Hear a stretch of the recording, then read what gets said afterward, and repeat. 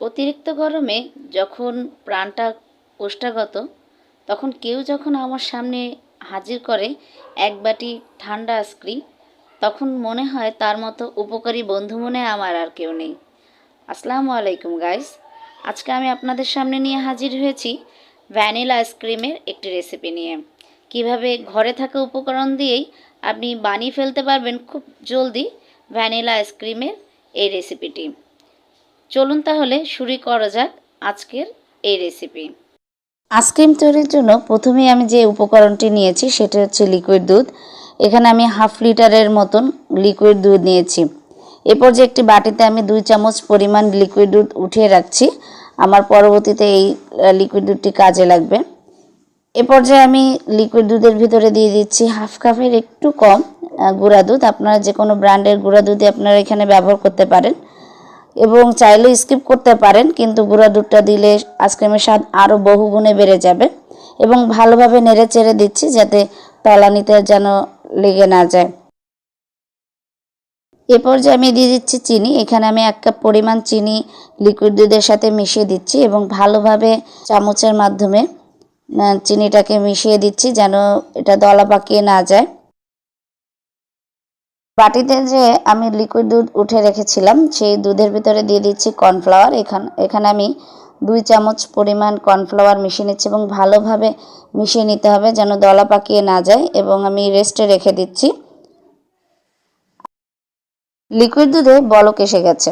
এই পর্যায়ে আমি লিকুইড দুধের সাথে মিক্সড করব গুলে রাখা সেই কর্নফ্লাওয়ার, এবং মিক্সড করার আগে আমি কর্নফ্লাওয়ারটাকে ভালোভাবে একটু নেড়ে চেড়ে দিচ্ছি যাতে নিচে যে তলানি জমে সেটা যেন তলানিটা লিকুইড দুধের সাথে মিশে যায়। এবং দুধের সাথে মিশানোর পরে খুব ভালোভাবে চামচ দিয়ে অনবরত নাড়তে থাকতে হবে যাতে কর্নফ্লাওয়ারটি নিচে জমাট বেঁধে না যায়। এভাবে অনবরত নাড়তে থাকতে হবে যাতে দুধ হাঁড়ির তলানিতে লেগে না যায়। আমি আইসক্রিম তৈরি করার জন্য যে দুধের লিকুইডটা তৈরি করতে চেয়েছিলাম, আমার সেই লিকুইড তৈরি করা হয়ে গেছে। দেখতেই পাচ্ছেন কতটা ঘন হয়েছে। এবং হাঁড়ির চারপাশে লেগে থাকা সর আমি চামচের মাধ্যমে পরিষ্কার করে নিচ্ছি এবং আরেকটি চামচের সাহায্যে সেটাকে তার ভিতরে লিকুইড দুধের ভিতরে মিশিয়ে দিচ্ছি এবং খেতেও এতে চমৎকার লাগে। আমার আইসক্রিমের জন্য যে মিশ্রণটি তৈরি করা দরকার সেই মিশ্রণটি তৈরি হয়ে গেছে। এখন আমি এটাকে একটু ঠান্ডা করে নেব এবং বাদবাকি কাজগুলো করে নেব। আইসক্রিমের স্বাদ আরও বেশি বাড়িয়ে তোলার জন্য এখানে আমি হুইপিং ক্রিম ব্যবহার করেছি। আমি এখানে ট্রপিক্যাল হুইপিং ক্রিমটি ব্যবহার করেছি।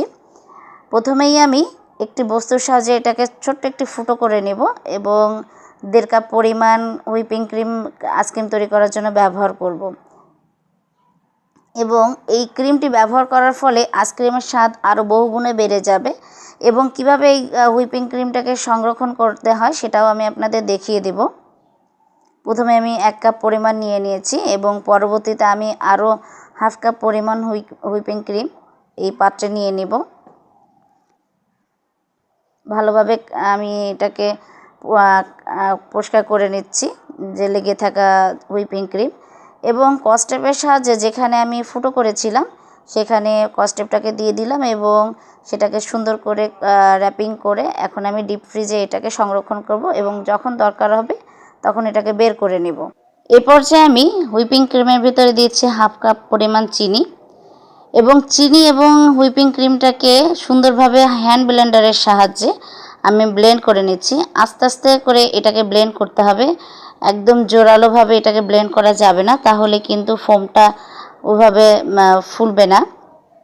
এবং চামচের সাহায্যে আমি চারপাশে লেগে থাকা ফোমটাকে নিচে নামিয়ে দিচ্ছি বাটিতে। এ পর্যায়ে দিয়ে দিচ্ছি 1.5 চামচ পরিমাণ ভ্যানিলা এসেন্স এবং ভ্যানিলা এসেন্স দিয়ে আমি আবারও হ্যান্ড ব্লেন্ডারের সাহায্যে এটাকে ব্লেন্ড করে নিচ্ছি সুন্দরভাবে। যত সুন্দরভাবে আমি ব্লেন্ড করতে পারবো চিনিটা কিন্তু তত সুন্দরভাবে হুইপিং ক্রিমের সাথে মিশে যাবে। আর যদি চিনিটা আস্ত থাকে তাহলে কিন্তু আইসক্রিমটা খেতে ভালো লাগবে না। এই জন্য আমার আস্তে আস্তে করে এই হুইপিং ক্রিমটাকে ব্লেন্ড করতে হবে। আপনারা দেখতে পাচ্ছেন আমার কিন্তু হুইপিং ক্রিমটা ব্লেন্ড করা হয়ে গেছে। এ পর্যায়ে আমি এটাকে একটু ফ্রিজে রেখে দিব কিছুক্ষণের জন্য। এবং ফ্রিজে রাখলে এটা ভালো হয়। আমি কিছুক্ষণ পরেই আধা ঘন্টা পরেই আমি হুইপিং ক্রিমটাকে বের করেছি এবং ঠান্ডা করতে রাখা যে লিকুইড দুধ ছিল সেটাকে আমি হুইপিং ক্রিমের ভিতরে মিশিয়ে দিচ্ছি এবং হাঁড়িতে লেগে থাকা দুধ আমি হাতের সাহায্যে সেটাকে বাটিতে নিয়ে নিচ্ছি এবং ভিতরে দিয়ে দিচ্ছি কিছু বাদাম কুচি।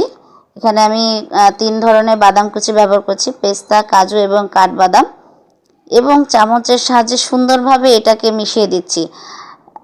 আলতোভাবে এটাকে মেশাতে হবে, এটাকে খুব তাড়াহুড়া করে মেশানো যাবে না, তাহলে কিন্তু আইসক্রিমটা এবং হুইপিং ক্রিম এবং লিকুইড দুধ ভালোভাবে মিশ্রিত হবে না। দেখতেই পাচ্ছেন আমার মিশ্রণ কিন্তু আইসক্রিমের জন্য রেডি হয়ে গেছে কত সুন্দরভাবে। এখানে কিন্তু কোনো দলা পাকানো নেই।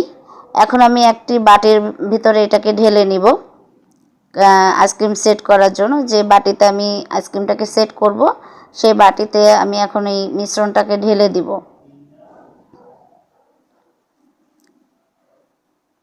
এবং আমার মনে হয় আপনারা যদি বাসায় এইভাবে ট্রাই করেন যে কতটা মজা হয়েছে আইসক্রিম, আপনি ভাবতেও পারবেন না। এবং খুবই সুস্বাদু হয়েছে।